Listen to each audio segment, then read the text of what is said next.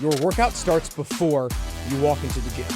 What you eat leading up to that session can make or break your performance. And in today's episode, I'm going to show you exactly how to think about your pre-workout meal based on when you train, what your goals are, and how to feel energized and not bloated or sluggish.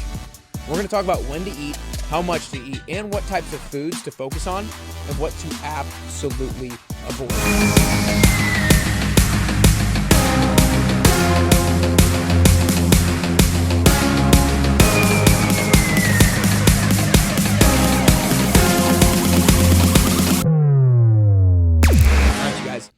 Pre-workout meals. Let's dive into it. I think a lot of people ask this question, and it actually kind of frustrates me when people ask this question because it is actually not necessarily foundational. I'm not sure if that's the exact word that I want to use, but people overemphasize. This is the best way to say it. People overemphasize the importance of a good pre-workout meal. Now, look, at the same time, you can completely screw yourself over by going into the gym completely on an empty stomach. You can completely screw yourself over by going into the gym bloated, and you will not get what you want out of your workout. But at the same time, it is kind of one of those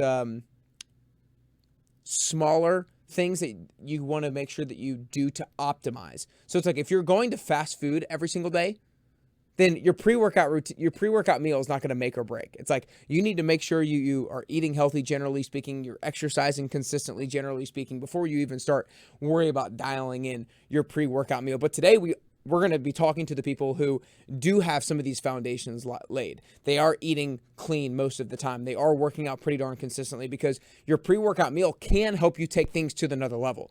Because I want you to make sure you feel ready to train. I don't want you to feel empty. I don't want you to feel too full. I want you to feel fueled. And this is going to help you really get 90% of the way there in order to be performing at your best during your workout. So we're going to be talking about how early you should be eating your pre-workout meal based off of 3 different time frames, how much you should be eating based off of 3 different time frames, and the macro breakdown based on those time frames. But before we do, I want you to sign up for the Fat Loss Forever workshop. I want to let you know that the next Fat Loss Forever workshop is Wednesday, August 13th at 12 p.m. Central Time, 1 p.m. Eastern, 12 p.m. Central Time. And this Fat Loss Forever workshop does such a great job of providing you, like if you don't have that foundation yet of nutrition education, this is what will do it. I'm going to break down exactly how much you should be eating based on your body size, based on your goals. If you want to gain weight, how much you should be eating. If you want to lose weight, how much you should be eating. How to think about what your macro breakdown should be, how much protein you should be eating on a daily basis and everything like that in order to achieve your body composition goals. You're going to learn all of that. You're going to feel empowered and confident. And so I want you to sign up today if you feel like you need to. Go to nickcarrier.com/fatloss and join us on Wednesday, August 13th at 12 p.m. Central Time. Again, join us for this free workshop at nickcarrier.com/fatloss. For now, let's dive into the episode. Again, the overarching thing, if you leave here today not remembering anything, I want you to leave here remembering that as long as I don't feel empty, and as long as I don't feel excessively full, and I feel relatively full and satisfied enough going into my workout, that's going to get you 90% of the way there. That's the most important thing before we dive into the nitty-gritty of maybe how many calories you should eat, how many macros you should eat, and exactly how much time you should eat them before your workout and stuff like that. Like that can help you fine-tune. But what will get you 90% of the way there is not feeling empty, not feeling too full, feeling like you've got something in your stomach so that you can be energized for your workout. So that's what I want to say to preface all of this. So there are 3 different, I'm holding up 2 fingers. There are 3 different time frames that I want to speak about pre-workout meals from. The first one is eating 30 minutes before your workout. The second one is if you eat 2 to 3 hours before your workout. And the last one is if you eat about 4 to 6 hours before your workout. So let's take it one by one. If you're going to eat 30 minutes before your workout, this could be somebody who works out basically right when they wake up in the morning. Maybe you go to my 5 a.m., my 6 a.m. 10-week transformation, and you wake up, you roll out of bed, you brush your teeth, you get dressed, and you come to the gym. This is that person. This could be somebody who works out in the late afternoon. They've already eaten a regular meal, but they want something a little bit more before they actually go to the gym so that they can feel energized. They're starting to feel a little bit of hunger pains, and so they need a little bit of something to fuel themselves before they go into the gym. So this, if you eat 30 minutes before your workout, from a caloric standpoint, you want to think about eating around 1/8 of your daily calories. And so if you're going from here on out, we're going to kind of base a daily caloric intake number of about 2,000 calories per day. So if you're the type of person who's going to eat around 2,000 calories per day, which a lot of you listening, 2,000 calories a day is going to be potentially somewhat appropriate. It could be a little bit lower. It could be a little bit higher. If you're a smaller female, then you might eat a little bit less. If you're a bigger male, you're probably going to be eating more. But again, these are just rough numbers, but you would want to calculate some of these numbers for yourself. And again, when I say 1/8, it doesn't have to be exactly 1/8, but somewhere around this ballpark is what you want to be thinking about. So let's go off of a 2,000 calorie diet. 1/8 of your daily calories would be about 250 calories, which is why so many energy bars that you see are about 250 calories. Now, don't mistake what I'm saying. I'm not saying that a lot of, quote, energy bars or a lot of, quote, protein bars are what's best for you before a workout, because a lot of those protein bars are going to be high in fat and don't have a great macro ratio, and they're going to actually make you feel a little bit too full when you go into your workout. But about 250 calories, and from a macro perspective, you want to think about fast digesting carbs, a little bit of protein, minimal fat or no fat, and low in fiber, because one big theme that I'm going to be touching on a lot today is you want to make sure that your body is not in the middle of digestion mode when you're going to work out. Because if you're still digesting, first off, you're going to feel like you might need to throw up. Second off, when your body is focusing on digesting, it's not going to be focusing on filling blood into your muscles, because when you're focusing on digesting, blood is going to your digestive system in order to break down the food that you've eaten. And then if blood is going to your digestive system, blood is not going to be able to flow to your muscles and get you a good pump and get you a good workout. And so you want to make sure that the closer you're eating to your workout, you want to have minimal fats and you want to have minimal fibers, because those slow down digestion. Now look, healthy fats and fiber are great. And those are great things to help slow down digestion to keep you feeling full. But if you're eating 30 minutes before your workout, that is not what you want.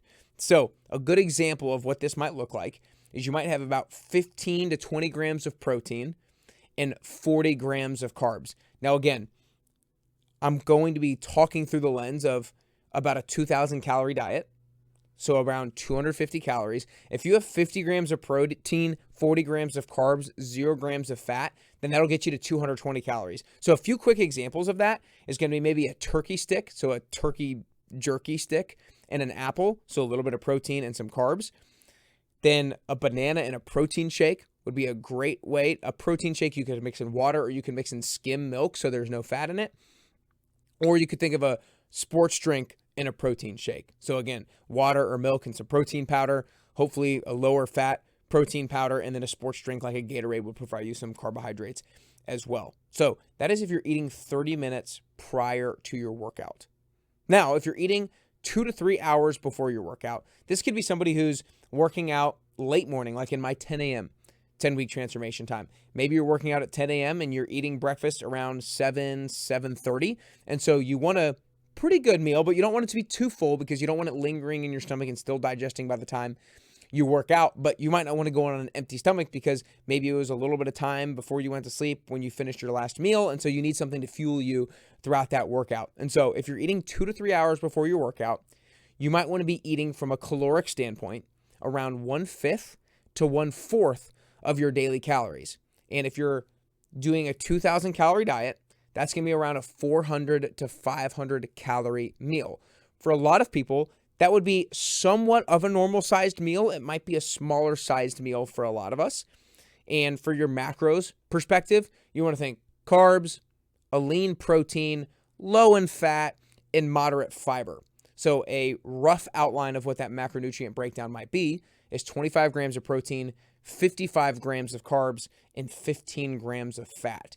If you did the calculations, that'll add up to 455 calories. So I would really recommend, if you're not writing these numbers down, I would write these numbers down so you can apply it and implement it, especially if you're in my 5 a.m., 6 a.m., 10 a.m., or 6 p.m. 10-week transformations. I want you guys to be able to apply this stuff so we can get after it and get the most out of our workouts. Now, to give you some specific options of meals that you can actually eat that would kind of fit the bill of this relatively high in carbs, lean protein, lower in fat, and moderate fiber, here are 3 different options. The first one is rice, ground turkey, sweet potato, and then olive oil. You know, maybe your sweet potatoes and your ground turkey were cooked in half a tablespoon of olive oil each. And so, you know, you've got your rice and your sweet potatoes to get you up to that 55 grams of carbs. You get your lean ground turkey to have a lean protein, because if it's too fatty of a protein, then it might slow down digestion too much to where it's still sitting in your stomach. And then you get your healthy fats with your olive oil, but not too much fat to where it's still digesting.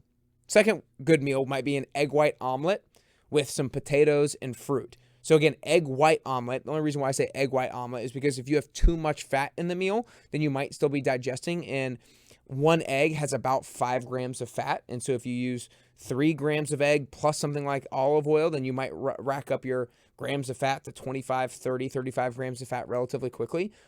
Which again, that doesn't mean it's not healthy, but we're simply talking about food through the lens of a pre-workout meal right now. So an egg white omelet gives you good protein, and then potatoes and fruit also gives you your healthy carbohydrates. And then lastly, a good option is going to be Greek yogurt with granola and berries. So Greek yogurt gives you your lean protein source, and then granola and berries gives you your carbohydrate source and a little bit of fiber as well. So those are some good options if you're eating 2 to 3 hours before your workout. Again, think of this as somebody if you're working out mid-morning, and so you're having not a super light breakfast, but not a heavy breakfast, if you will. And this could also be if you're working out early afternoon. This could be if you're working out, at, let's say, 3 p.m. and you're eating lunch at 12 to 1 p.m., then you would want a moderate-sized lunch.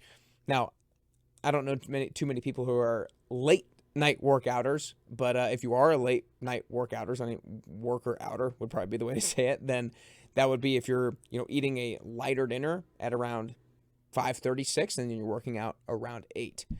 So those are the first 2. Now, before I dive into if you're eating 4 to 6 hours before your workout, I really want to encourage you to look into the Fat Loss Forever workshop that we're running on Wednesday, August 13th at 12 p.m. Central Time. If you're the type of person who this calorie talk, this macro talk, it's way over your head, and you're like, I don't even know exactly what that means. Or you're like, I've heard of these terms before, but I'm not exactly sure how to apply it or like how to get to these numbers. The Fat Loss Forever workshop is tailor-made for you.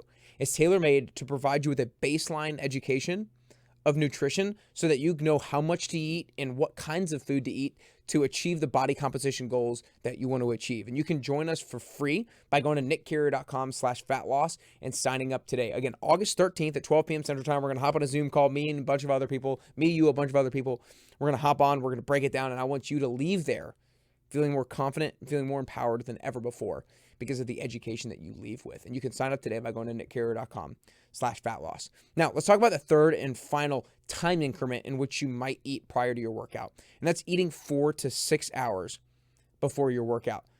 Think of this as if you are working out in the early afternoon and all you're eating is breakfast before you go. Let's say you're eating breakfast at 7 a.m. and you're not working out until 1 or 2 p.m. and you're only maybe eating 2 meals a day. Then you would want to make sure you're eating a nice big breakfast to fill you up. This could also be the person who's, working out in the evening and they're going to eat lunch before they work out. So they're eating lunch at 12, maybe 1, and they're not working out till 6 or 7 p.m. You're going to want to eat more calories. You're going to want to eat more food because at the end of this meal, you might feel pretty darn full. And perhaps you probably will feel pretty darn full if you eat the things that I'm going to be saying that you might eat. But then like 2 to 3 hours later, you're still going to be pretty full, but you're not crazy full. And then 4 to 6 hours later, you're going to be like, wow, I feel great. There's food still in my stomach and I'm energized, but I'm not feeling bloated or very full anymore. So again, I would say this is the type of person who's probably eating just 2 meals a day, or maybe 2 big meals a day and a third smaller meal, if you will. So if you're eating 4 to 6 hours before your workout, calorically, you want to think about eating a third or a half of your daily calories. And if you're eating about a 2,000 calorie diet, that's going to be around 650 to 1,000 calories. Again, so this is a pretty big meal. And from a carbohydrate standpoint, you want to get it all in. You want to get carbs, you want to get a lot of protein, you want to get healthy fats, you want to get fiber, because again, this is going to be a slower digesting meal because you have a lot of time until you work out. And so a good macro breakdown might look like this: 40 grams of protein, 80 grams of carbs, and 40 grams of fat.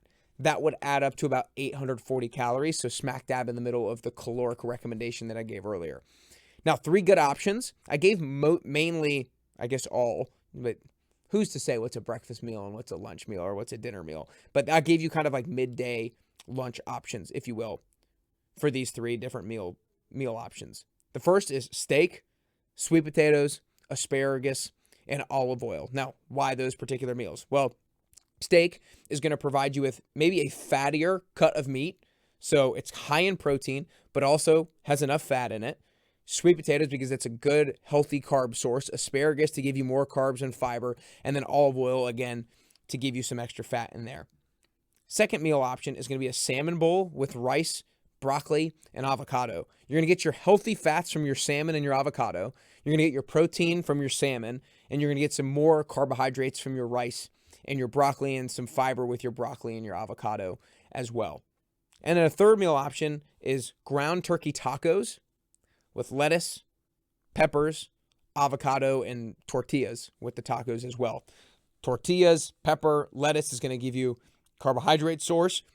You're going to get your fiber from your avocado, your peppers, and your tortillas, and you're obviously going to get your protein from your ground turkey. Again, if you're eating 4 to 6 hours before your workout, and really more like 5 to 6 in these examples, you need to make sure that after the meal that you're eating, you're pretty darn full. 2 to 3 hours after that, you're still full, but you're not uncomfortable.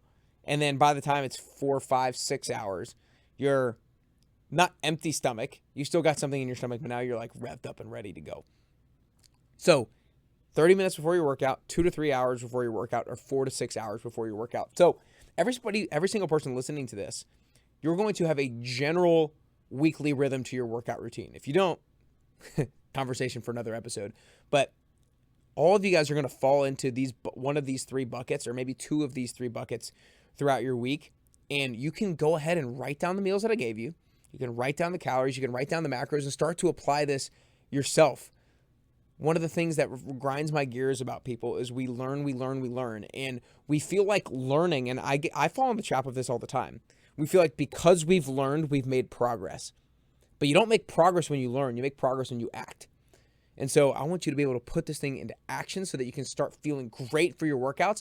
Because I think more than anything, when you feel great for your workouts, not depleted, not excessively full, what's going to happen? Your strength gains are definitely going to go up, because you're going to be able to accelerate weight with more force than ever before. So if you're in a strength plateau, this could be a reason why you feel depleted in your workouts, or you feel too full in your workouts. Also, if you feel like you're not able to put the muscle mass on that you want to be putting on, it could be because you're not able to push far enough into your sets, and you're not able to push all the way till failure because you're not energized enough. And that could be because a lack of fuel or an excess of fuel. And so again, this could be huge for you guys as well. So a couple of things to kind of leave you with, again, to hit some other things home, is a lot of people think fasted workouts are always better. It's not the key. That's not the case. Not the case. You want to make sure you feel energized going into your workouts, not depleted. A lot of people say you shouldn't eat carbs before you train because you're not going to be able to burn fat. Again, stop it. If you want to feel energized, get your carbs in.